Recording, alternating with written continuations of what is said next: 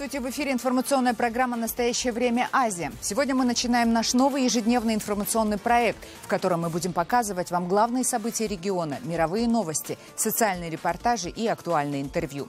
В пражской студии я, Динара Аргин. Сегодня в программе. В Таджикистане арестованы все лидеры партии Исламского возрождения. Их обвиняют в причастности к мятежу. За моей спиной находится следственный изолятор Госкомитета национальной безопасности, где они предположительно содержатся, а их судьбе ничего не известно. Кыргызские имамы осваивают гаджеты и Facebook. В Центральной Азии осознали реальные угрозы пропаганды исламского государства. Мы многого, оказывается, не знали. Честно говоря, тяжело запоминать некоторые функции в телефоне. Многоженство в Центральной Азии. Очередных жен мужчины находят в соцсетях. Лучше быть 10-й женой кыргыза, чем выходить замуж за иностранца.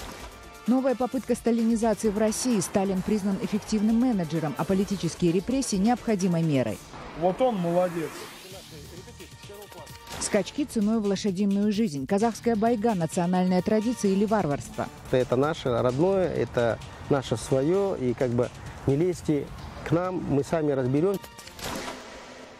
В Таджикистане арестованы все лидеры второй по численности партии в стране – партии Исламского возрождения. Их обвиняют в связях с участниками недавнего мятежа генерала Абдухалима Назарзода. Сейчас Генпрокуратура Таджикистана рассматривает вопрос о включении партии Исламского возрождения Таджикистана в список террористических и экстремистских организаций. Данную информацию сообщил источник Central Asia News, близкий к следственным органам. У нас на связи наш корреспондент в Таджикистане Анушервон Арипов. Анушервон, здравствуйте. Мятеж подавлен, генерал убит. А что известно о судьбе арестованных лидеров партии Исламского возрождения? Здравствуйте, Динара. Да, действительно задержаны практически все руководители партии Исламского возрождения Таджикистана, которая вторая по численности политическая фракция в стране и насчитывает по заявлению руководства блока более 40 тысяч членов. За моей спиной находится следственный изолятор Госкомитета национальной безопасности, где они предположительно содержатся, а их судьбе ничего не известно. Генпрокуратура республики на прошлой неделе заявила, что члены фракции задержаны с целью предотвращения новых терактов и подозрению в сотрудничестве с группировкой генерала Назарзода, который якобы состоял в партии. Практически сразу после начала вооруженного мятежа партию связывали с ним, об этом говорилось по местным телеканалам, но руководство объединения отрицает это и отрицало это, и сделало заявление о том, что экс-генерал никогда не состоял в данном политическом блоке и, согласно Конституции страны, не мог вступать в ряды политических объединений.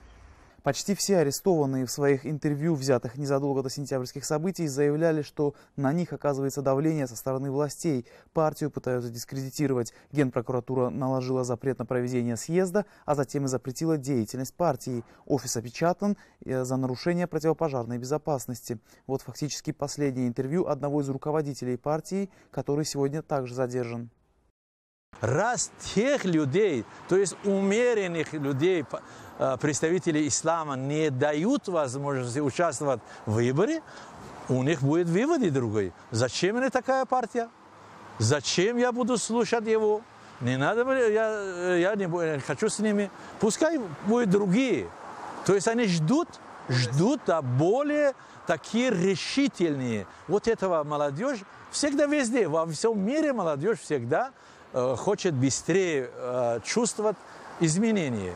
Исламская партия была довольно популярна в стране. В 2010 году на парламентских выборах политический блок поддержала более 8% населения. Еще во время проведения спецоперации в горах в социальных сетях появилось заявление, якобы сделанное мятежным генералом, в котором утверждается, что Назарзода не причастен к нападениям в Агдате и Душанбе, что это будто бы провокация властей, цель которой ликвидация бывших командиров объединенной таджикской оппозиции, отказывающихся подписать документы о закрытии исламской партии страны. До сих пор у экспертов остаются вопросы по действиям Назарзода. В частности, военнослужащие, которые хорошо знали генерала, растеряны. По их словам, Назарзода был порядочным человеком и хорошим офицером. За ним никогда никаких нарушений, злоупотреблений властью, такого не наблюдалось. Назарзода Абдухалим совершил вот такое гнусное действие. Это не делает чести ни одному офицеру. Это оперативная съемка с места ликвидации Назарзода и его боевиков. Ее транслировали государственные телеканалы на прошлой неделе, в среду. Тело и лицо генерала и его боевиков было показано крупным планом. Вероятно, чтобы ни у кого не возникло сомнений в смерти мятежника.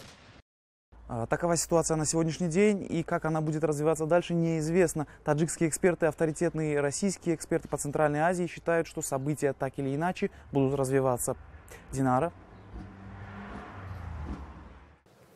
Спасибо, Анушервон. А в Кыргызстане решили противостоять радикальным исламистам с помощью соцсетей. Там приобщают имамов традиционного ислама к современным информационным технологиям. Рассказывает Адилет Бектурсунов. Она насыту лугатуль арабия. Я забыл в арабском. О возможностях интернета все когда-либо слышали, но никогда не представляли, каким сложным окажется этот путь к просвещению. Ой, мы многого, оказывается, не знали. Честно говоря, тяжело запоминать некоторые функции в телефоне. А еще непонятные термины и слова-неологизмы. Это социальная акция, организована властями дать возможность имамам, главам муфтият приобщиться к современным информационным технологиям. Постарались им объяснить только те программы, которые могут быть напрямую им полезны. И эти же программы тоже постарались объяснить самым простым языком. С первым кликом Абиддин Маджитов штурмует просторы всемирной паутины. Для начала зарегистрирует электронную почту, затем откроет страницу в социальных сетях. Я могу написать статьи, допустим, хадисы, что в шариате, в исламе такого нету. То есть ислам никогда не приказывает убивать, либо же таким образом, да. Я его напишу, поставлю на свой сайт, Facebook, да. И после этого, то сколько человек будет читать, от этого они будут распространять другим, да. И это большой польза это идет. Образовательная кампания в первую очередь посвящена борьбе с религиозным экстремизмом. Имамы учатся тому, как уберечь молодежь от ложных идей радикалов, которые успешно вербуют людей через социальные сети. Сегодня на сайтах Одноклассники, Facebook, ВКонтакте зарегистрированы тысячи пользователей, активно призывающих молодежь к джихаду в Сирии и Ираке. Дело имамата – это очень важный, как бы сказал, роль имеет, потому что распространение информации, чтобы мы не поддались вербовке. На двухнедельных семинарах есть дисциплины по риторике. Имамов обучают вести доверительную беседу с молодежью о религии. Есть курсы и по тайм-менеджменту, где священнослужителей учат организовывать время молитвы таким образом, чтобы она не мешала работе. Имам, он может успевать делать всего хорошего, если он умеет рационально использовать свое время. Они должны работать с населением в течение, если надо, 24 часа. На курсах сегодня порядка 150 духовных деятелей Бишкека и его окрестностей. Лекции проходят с аншлагом. Имамы увлечены гаджетами, социальными сетями и, кажется, готовы ответить на любые вызовы современности. Организаторы, в свою очередь, обещают провести подобные семинары во всех областях республики. Адилет Бектурсунов, Азат Нтымаков. В настоящее время Бишкек, Кыргызстан. Узбекских пенсионеров отправляют на сбор хлопка в принудительном порядке. При отказе им угрожают урезать пенсии на 50%.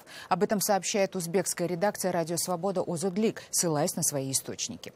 В республике началась очередная хлопковая кампания. Согласно сообщениям, представители местной власти уже начали ходить по домам, заставляя людей выйти на сбор хлопка.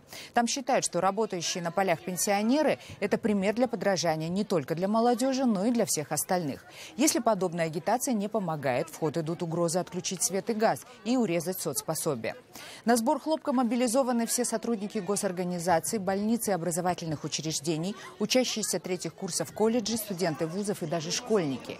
Сами представители властей информацию об угрозах опровергают. А в каком классе ты учишься? В каком классе? Бер, iki, уч, турт. Класс. Какой?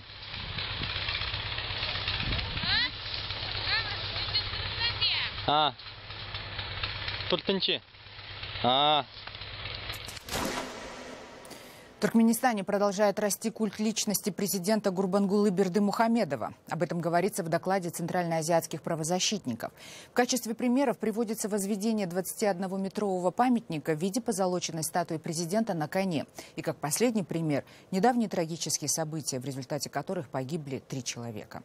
Напомним, что в прошлом месяце глава республики Гурбангулы Бердымухамедов должен был приехать на открытие отремонтированного стадиона в Ашхабаде, но опоздал почти на 7 часов.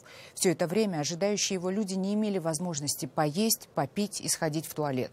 Торжества должны были начаться в 8 утра, но людей заставили прийти к 5. Среди них были дети от 4 до 15 лет и 70-летние старики.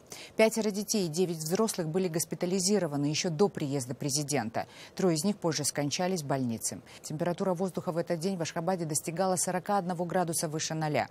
У нас на связи редактор сайта «Хроники Туркменистана», который первым обнародовал эту информацию, Фарид Тухбатуллин. Фарид, здравствуйте. Вы можете рассказать подробнее, что там произошло? Здравствуйте, Динара. К сожалению, действительно, это уже не первый случай, когда вот на таких массовых мероприятиях в Туркменистане гибнут люди. И мы по возможности, когда у нас есть такая информация, мы, конечно, каждый раз сообщаем. Но люди фактически с 5 часов стояли на стадионе и вокруг стадиона в ожидании приезда президента. И он был должен подъехать в 8 утра. Но он решил в этот день сначала осмотреть другие объекты и подъехал только ближе к 12 дня. Все это время люди стояли в ожидании. На эти мероприятия не разрешают приносить с собой питье и еду, не разрешают людям садиться, как их вот с утра выстроили, они так и должны стоять до конца мероприятия. Естественно, это огромная физическая нагрузка, тем более, что там были и маленькие дети, и люди, которым уже за 70.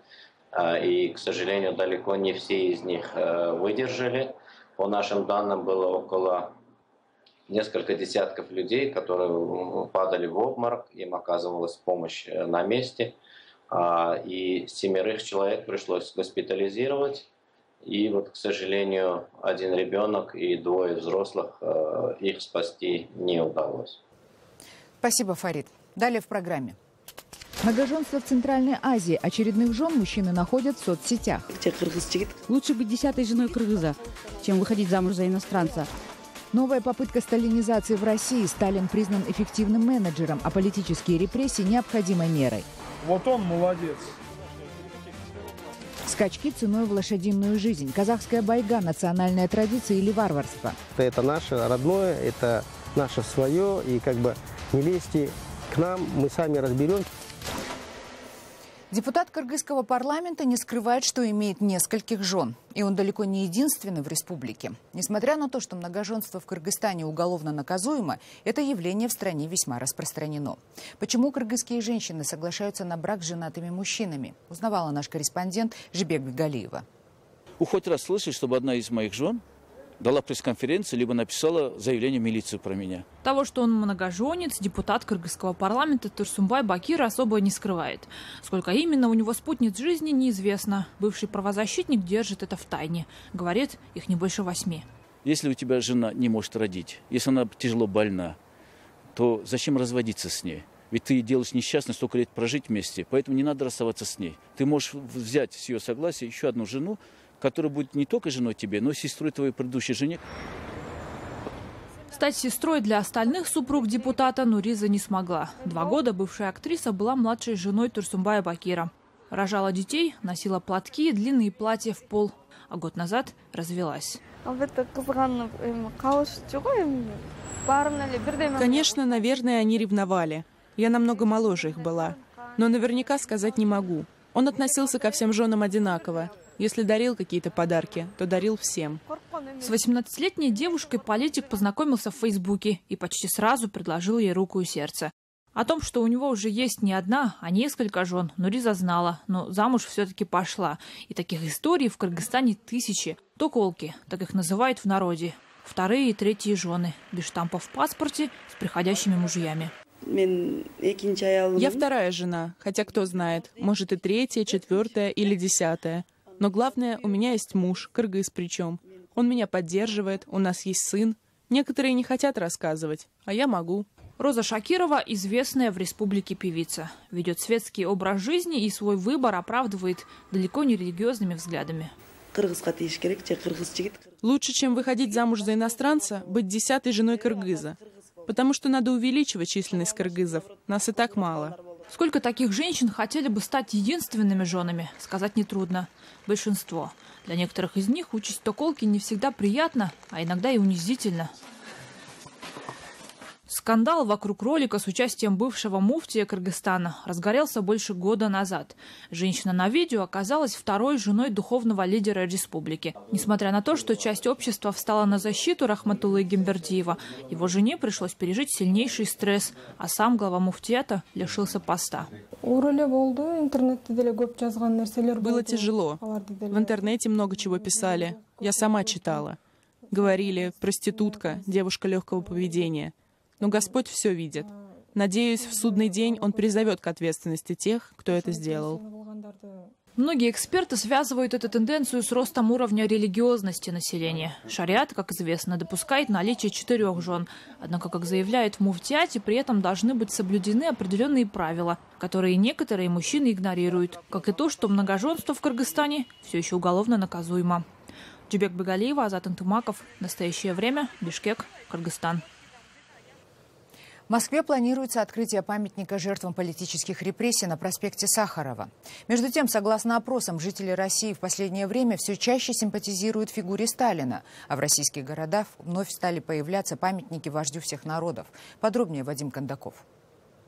Это город Липецк, почти самый его центр. Здесь, рядом с офисом местного отделения КПРФ, с недавних пор стоит бронзовый Сталин. Это проходное место. Никаких цветы здесь постоянно. Инициатор установки бюста убеждает нас, что Сталин сегодня как никогда нужен россиянам. Да мы это и сами видим. Вот местные зашли сделать пару фоток с вождем. Кто бы что ни говорил, все это фуфел. Вот он молодец. Депутат Разворотнев явно доволен. Похоже, социологи не ошиблись. И россияне действительно стали больше и жарче любить Сталина. Но все-таки он много людей погубил, наших сограждан с вами. Но он не только погубил, но он много и хорошего сделал для России. Он же убивал людей, расписывался под документами расстрельными. Это наша история. История никуда не деться, все равно, какая бы она ни была, наша история. Из десятка опрошенных нами горожан против бюста высказался только один человек. Мою бабушку раскулачили, за счет его. Отняли все, сослали в Сибирь. Моя мать родилась в Сибири. Поэтому меня очень это смущает. И это надо, суку такую, это черт. Ему рога если привесить, его надо снести. Вон они лежат. А всего в 100 километрах от этого бюста, в предместьях Воронежа, в строительных мешках под открытым небом лежат человеческие кости. Руки, ноги, челюсти репрессированных в 1937 году. Когда ты начинаешь один скелет выбирать из общей кучи, а это такая спрессованная свалка. Разделить вообще останки по личностям невозможно. По личным вещам, очкам, мундштукам, расческам определили. Это была местная интеллигенция. Кости нашли здесь, в Дубовке, на бывшем НКВДшном стрельбище. А чуть дальше, там, в молодом сосновом лесу, такие захоронения находили десятками. Вот могила, которая была вскрыта в 90-м году. Раньше был... Одна из первых, да, я так понимаю? Одна из первых. У каждого холма памятный камень с указанием количества погребенных, а на деревьях вокруг именные таблички, прибитые родными репрессированных. Историки говорят, что где-то здесь, возможно, лежат останки еще тысяч расстрелянных. И не только здесь. Каждый город имеет такое огромное тайное захоронение. Возьмите, поищите у себя в городе. И вы увидите, и вся Россия покроется этими кладбищами. Пока же карта России покрывается совсем другими отметками. Екатеринбург, Воронеж, Пенза, Озерск. В этих городах обсуждают возможность установки памятников Сталину. Ведь желающие есть, а запретов пока нет. Нет Нюрнбергского процесса, который бы осудил его как преступника. Липецких сталинистов не смущает, что их бронзового вождя уже обливали краской и пытались изуродовать молотком. Ведь камеры видеонаблюдения их офиса запечатлевают не только безмолвные сцены ненависти, но и проявления искренней любви, невероятной и необъяснимой. Вадим Кондаков, Станислав Феофанов.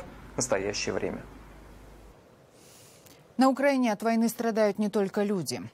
В пригороде села Авдеевка уже много месяцев пасутся под обстрелами десятки чистокровных английских скакунов. Денег на эвакуацию у хозяина нет, а держать их в конюшне опасно. Если снаряд попадет в здание, погибнут все. Тем временем животные гибнут не только на войне. Видео со скачек в Северо-Казахстанской области с жестокими кадрами разделило казахстанцев на 2 лагеря. Пользователи активно спорят в социальных сетях о традиционной байге, ее настоящем и будущем. Возможно ли запретить байгу в стране кочевников?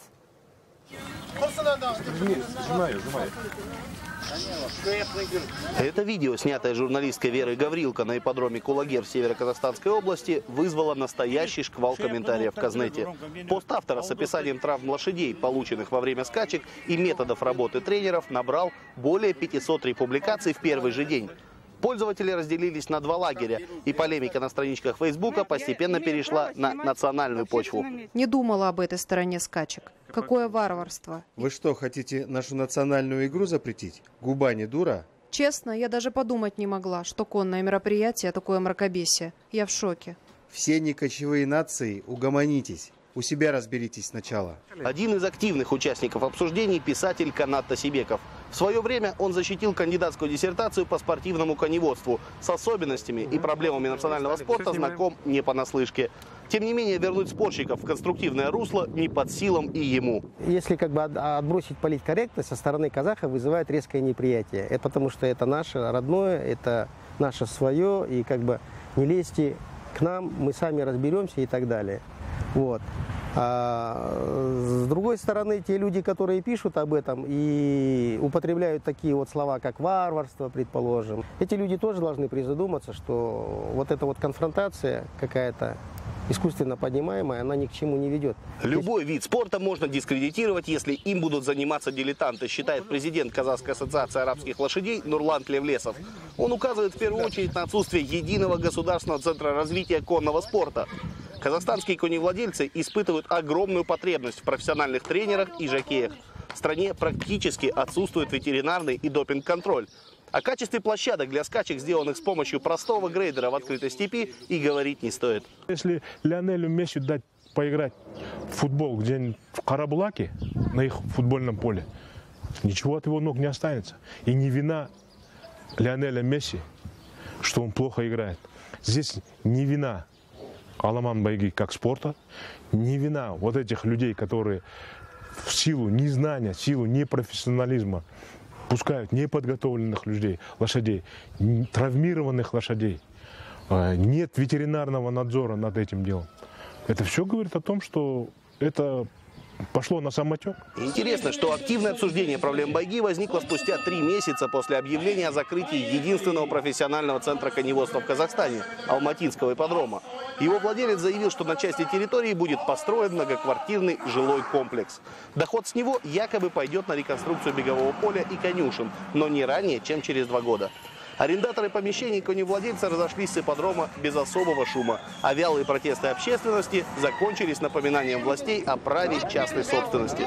Поэтому на единственной сертифицированной беговой дорожке в Казахстане строят жилье, а скачки по-прежнему будут проходить в чистом поле, по арыкам и канавам. Дмитрий Беляков, Павел Ангельгард. Настоящее время. Это были все новости, о которых мы хотели вам рассказать. Читайте нас в социальных сетях и на сайте currenttime.tv, а также смотрите нас в эфире своих национальных телеканалов. Мы встретимся с вами завтра в это же время. Всего доброго.